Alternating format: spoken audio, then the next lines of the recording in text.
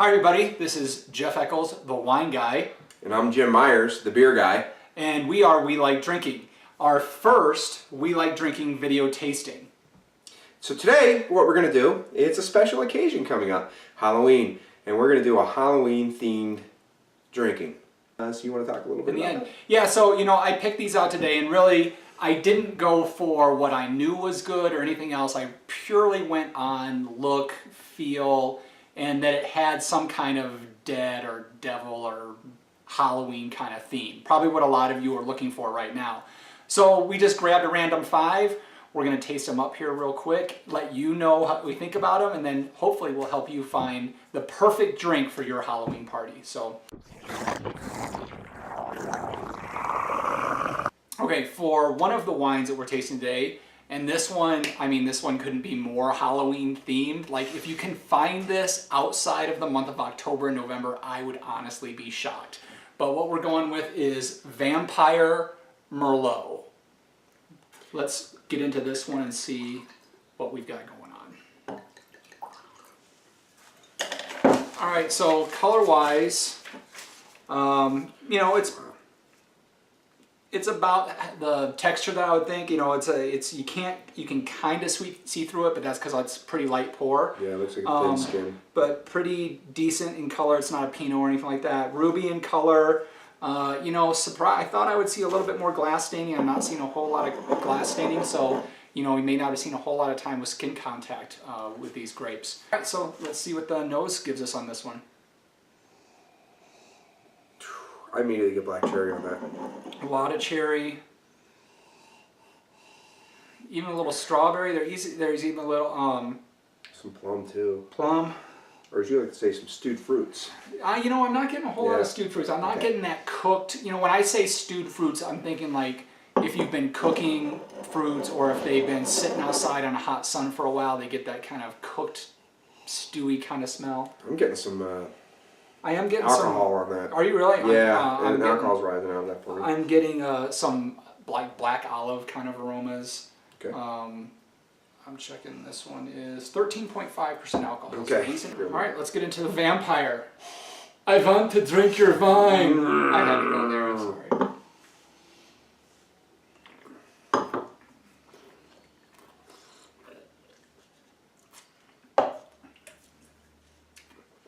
I'm actually kind of liking there's some oak on that. Yep, definitely some oak.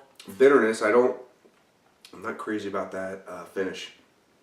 The finish almost gets a little metallic. Yeah. There's almost like some metal, like a metallic kind of taint to it on the finish. Initially, it was a really good fruit profile. Definitely some cherries, definitely some strawberries, definitely some plums. I got the dryness out of it a lot. Yeah. I did get that fruit on the front though. Yep, you really get the oak. Now that I'm looking past the fruit, there's a lot of oak on this wine. And so oak, does wine sometimes oak mask what's in there? Well, it's how much time they spend in the oak. So this looks like it spent quite a bit of time in oak. That really just starts to kill the fruit after a while. And it is, if they have less expensive grapes, they'll usually spend a little bit more time in oak. Or it could just be the winemaker's preference, and I think they chose to use quite a bit of oak with this one, maybe as a celebration of the casket that the vampire slept very in. good. I like that, yes. So, it's a theme, folks. So, I'm not really into the big oaky wines, and this is kind of a big oaky wine. A lot of you may like it. To me, it's not the best thing in the world. How about you? I'm with you on that. This one is, I would pass on this. It didn't have much of a finish, and then the finish at the end, like you said, was metallic. It was almost dirty in a little bit of ways. So this is a gimmicky wine, obviously. Yep. And you can bring it as a conversation starter, but I would pass. Yeah, serve this one as the 4th bottle of wine. Bingo. You'll be fine.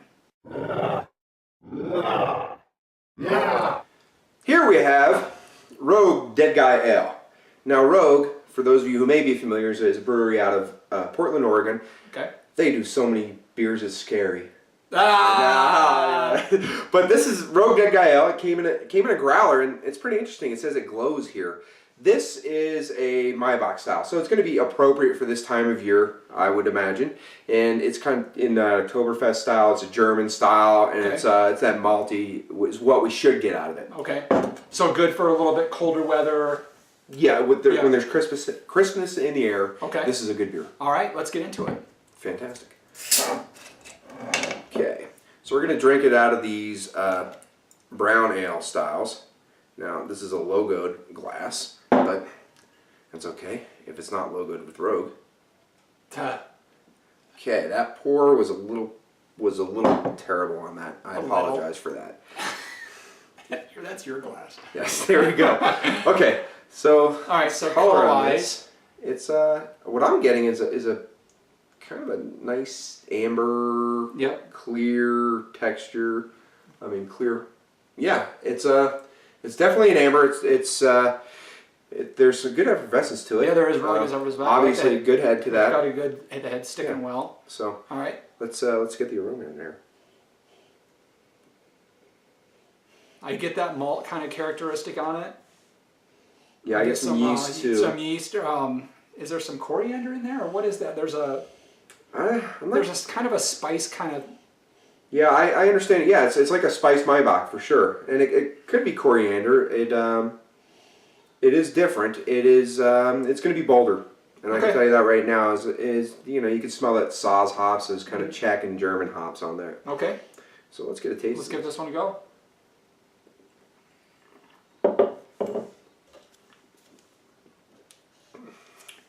Definitely get a lot of malt texture out of that. Get the yeast once again. The yeast really kicks in on the finish. You really get that bready kind of yeasty kind of thing on the finish. Yeah, almost a little banana bread on that too. And it's let me just get a different one in here.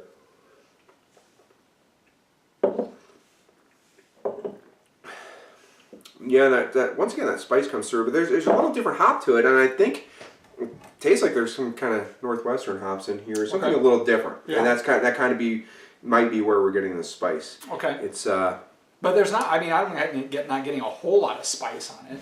Right. But you're getting a good hop. I think there's more hop than you'd normally get in a Maybach. Okay. And I think we're tasting maybe some Cascade hops in there, maybe some Amarillo, those bitier, spicier hops. Are we getting any wheat germ? No wheat germ, folks. How would you describe this one? It's all right. I mean, it's kind of blah to me. I mean, there's not I get some hop, but it's not a lot of hop. It's not real dull hop. It's just kind of there. It's pretty bold in its flavor, but not too bold. It's really just middle of the road across the palate for me. I mean, I was more of a fan of this because I like the hop profile on this. Normally, when you get something that's billed as a Maybach, it's to me that's going to be flatter. Okay. And to me, this had a little more to it. I like that on the back end. It had a good finish to it.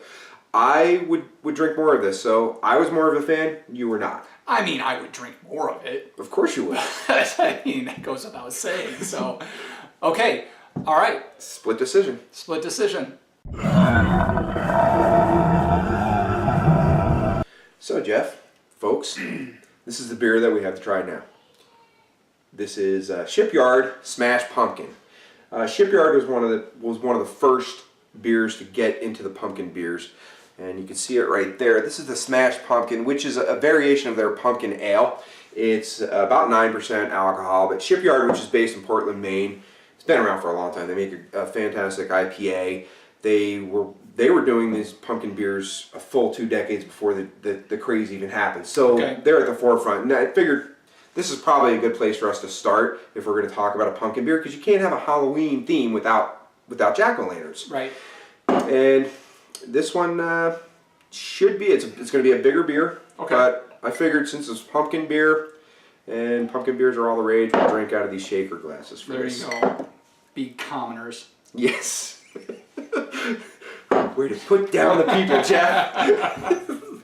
Wine guy, what can I say? What I drink out of 90% of the time are shaker glasses. So. Wow, this color actually surprises me. This is kind of a copper. Yeah, definitely a copper kind of color. Orangish yellow. That's copper. So yep. Not a lot of head on this. Not a lot of head. It dissipates quickly. Effervescence. Yeah. This is going to be. Yeah. Why don't you put a little more in here, and we'll try to see if we get a different profile with that. Yeah. I mean, it looks like it could be a lager. To be quite honest. Yeah, it really does. Okay. And let's just get. Yeah, there's definitely some pumpkin spice in that, some coriander. Yeah, I mean, it totally smells like pumpkin pie. I mean, it really does. Yeah. I mean, you have any Cool Whip? Cool Whip? Holy cow! Yeah.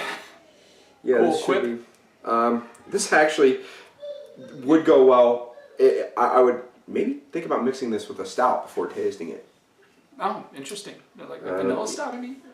Maybe a vanilla, just some kind of stout, but okay. Like mixing if you're gonna do a blend. Oh, okay. A blend. But yeah, it definitely smells like pumpkin. I mean, I don't get any hop on this thing. Nothing else there. I mean, it smells like pumpkin pie. Yeah, pumpkin pie, pumpkin bread. In that, it smells like pumpkin. Okay. Yeah, we're gonna taste pumpkin in this for sure.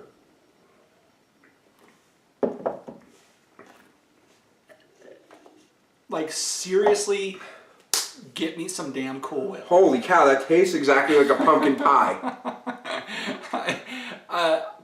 There's the allspice, there's the coriander, there's the pumpkin, there's kind of the orange peel in there. There's it's pumpkin pie. Yeah, it's smashed pumpkin, smashed. Yeah, I mean. But what are your thoughts on it? Even on the finish, I mean, this has got a long finish, but it's a long, silky pumpkin pie finish. Yeah. I mean, it's very one-dimensional in its flavor profile, and that flavor profile is pumpkin pie. It's pumpkin pie. You yeah, know? it's pumpkin pie. It's got a decent finish to it. It's light. It's effervescent. It's a good palate cleanser if you are having some food with it, except that spice and flavor is lingering. So it's really, I mean, it may clear your palate, but it's going to just replace it with this flavor. Because it really is a long carry finish. It is. And it's not something that you, it's not something that you would drink first and then maybe have a lager. That's going to kill it. No. It's going to be one of those palate wreckers. Yeah. But it's also very fun. I mean, this would go over very well at a Halloween party. This would go very well at Thanksgiving. You know, kind of that, it's very festive, it's very situational for this time of year, as it's meant to be. Yeah, absolutely. But I mean, I really like it. I mean, would I drink this more than once or twice a year? Probably not. Okay. I would not drink more than we've just had, but and that's not to say that I wouldn't share it with others. And it is if you're looking for a pumpkin beer, this is going to be the way to go. Yeah. Okay. Let's get the Cool Whip, folks. Cool Whip, Cool Whip.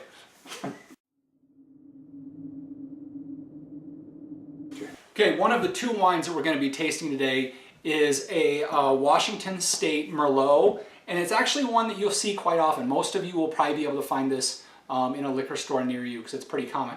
And it is the Velvet Devil. Ooh, scary. Devil. You might be able to find it in New Jersey. The Jersey Devil, I got you. All right, so it's a 2012.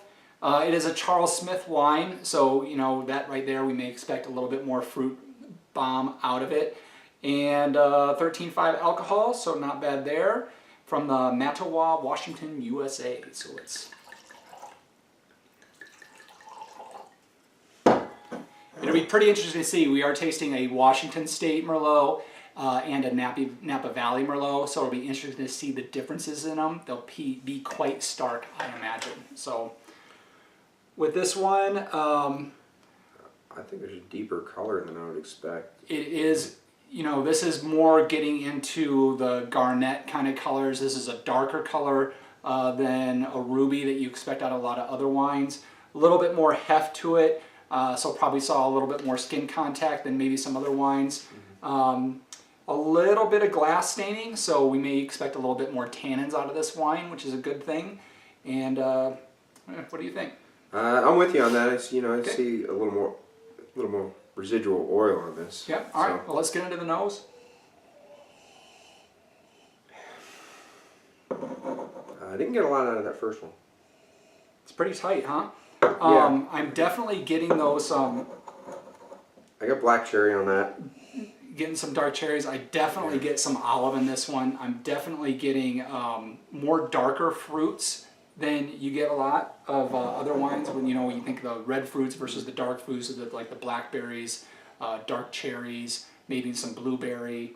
Now, am I wrong on this? I'm getting a little. It smells like green pepper or something like that. Absolutely, there is a little bit of a vegetative kind of thing to it. That can be a sign of this is Washington State, so you're looking at a little bit cooler climate.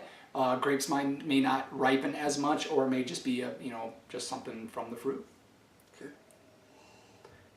Not a bad nose. I almost get a little bit of a candy kind of aroma to it, like a candied sugar, not like full on like Jolly Rancher or anything like that. I'm not getting that. I'm getting a more mellow. I'm getting those dark fruits and those berries. Yep.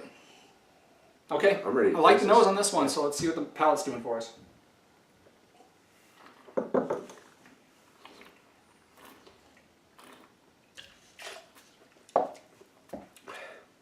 Definitely a good amount of tannins in this wine. You definitely feel it on the sides. There's a nice acidity level to this too, keeping it well balanced. It's a good 2-3 swallows after you take that initial drink, because the salivary glands are kicking in because of the acidity. You get what kind of fruits are? Yeah, you know what? The first one that came to mind was plum, and then the cherry was on there as well as that green pepper, that kind of leafy came through as well. And I like the acidity on it. I like the tannins, the pucker factor. That was all there. This is actually surprising me right now. Yep, and it's got a nice finish to it too. It's not like over the top or anything like that, but this does stay with you. That's part of the tannins and part of the acidity. But even now, my mouth is still watering a little bit. I'm still getting, some cherry flavors. I'm getting a lot more of that vegetal kind of thing is coming up on the end, where you're getting that green pepper, that leafy kind of underbrush kind of flavors to it. So. Yeah, that's a pretty decent one. Yeah, there's a little bit of oak at the end. Yeah, but not terribly so. No, not anything overpowering or anything like that. And this was, I think, about a $12 bottle of wine. So, okay. I mean, I would actually recommend this one to people outside of Halloween. So. Yeah. Okay. Okay, so Jeff, folks, this is what we have for this one: Wake Up Dead Nitro. Now, Wake Up Dead is from Left Hand Brewing, which is in Longmont, Colorado.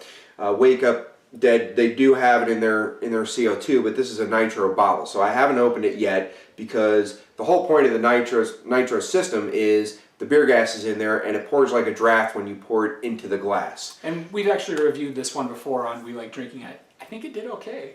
Well, let's not hedge our bets. But there's this big skull there to warn you that this is a scary beer, keeping with our theme. Yeah. So why don't we get into this? Okay. Pour it into our glasses. I'll hold them up here so you can see how well you pour hard. Yeah, okay. So this is one of those that you pour straight. You don't pour it at 45 degrees like you would expect. So you're pouring it almost like you're pouring a stout draft. That would be on nitrous system. We have to let this settle, but you see there's cascading effects. So right there, if you look at the color, yeah, and it's ruby, almost black. It's a dark ruby, almost black. I'm like, you can see through it. I can't see anything. Yeah, absolutely. I can if you put it up to the light. But it's got a dark ruby texture to it. You look at that cream head. That's gonna come out of your nitro. The nitro. Yeah. So you can already tell it's gonna have a creamy texture to it as well. Yep. It's not going to be like their milk stout, which has lactose in it, but this is going to be kind of that similar effect on mouthfeel. All right. So the nose, bombastic. Yeah, I mean, immediately get a lot of the coffee notes. Yeah, coffee and toffee and some chocolate in that, as well as. Now, was this barrel aged? No, as far as I know, it hasn't been barrel aged. I get a little bit of that bourbon kind of. The molasses. Yeah. Yeah, and it's a Russian Imperial Stout, so that's going to happen. Okay. And I guess I didn't mention that at the top. So your Russian Imperial Stout will give you that. What is it that gives it?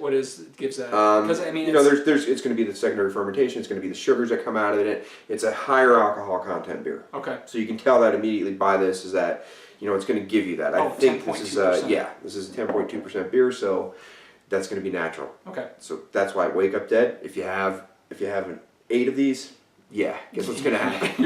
Yeah. Okay. Let's get a taste of it.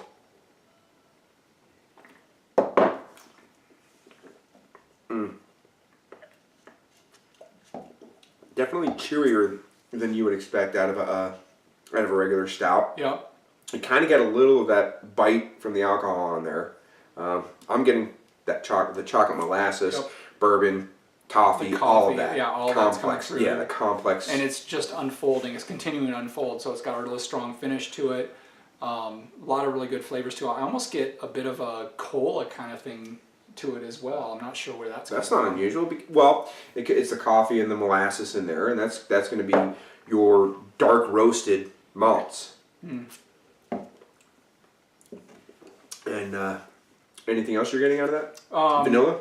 I'm getting vanilla out of that, of course. Definitely get some vanilla. Get a little bit of a toast, like a toasted bread kind of thing. Okay. This is a great chilly weather beer. Yeah, if we're talking about Halloween, perfect, boom, or in the coming months. Yeah. So this is something that I would expect there. 1, 2, maybe. Yeah, this is not a session kind of multi. Yeah, this is end the party or after a long night of trick-or-treating with 7-year-olds. Yeah, that definitely I would recommend too. When you run out of candy. Yes. But if you try to session this, you'll be looking for a new place to live.